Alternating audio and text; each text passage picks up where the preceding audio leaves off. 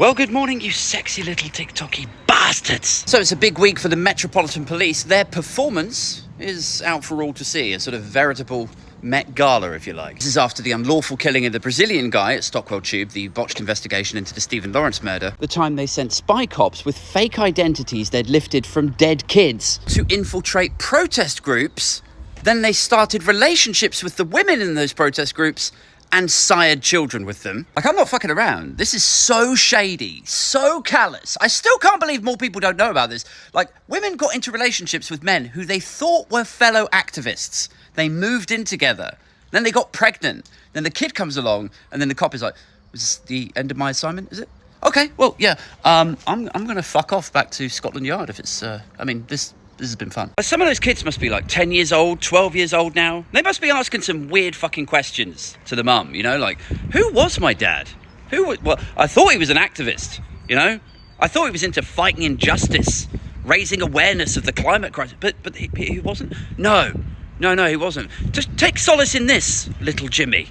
Neither one of us ever really knew your father. Anyway, over the last 72 hours, the Met have been roundly mocked for developing a zero-tolerance policy to anyone protesting at the coronation. But Jim Felton was on Twitter and he really nailed it. He was like, all of the gross, disgusting, misogynist, racist rapists that exist in the Met, and you develop a zero-tolerance policy to not my king placards. Then they do arrest the protesters. Then they have to release them without charge. Then a chief inspector has to visit one of the protesters and apologise in person. And yesterday, footage emerges of some officers surrounding this guy and shooting his two dogs dead.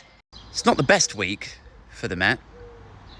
And it's only fucking Tuesday. And let's not forget, this is a police force who is supposed to be focused on repairing trust with the public. I know some of you are thinking, well, you know, what does good policing look like? Well, not that!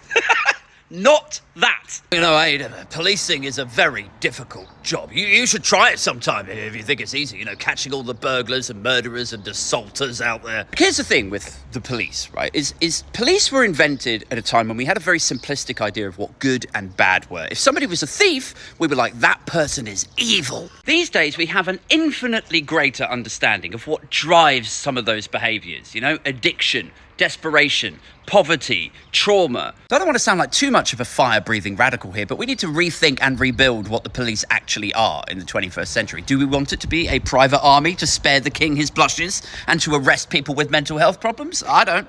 I would rather they were focused on prevention and protection.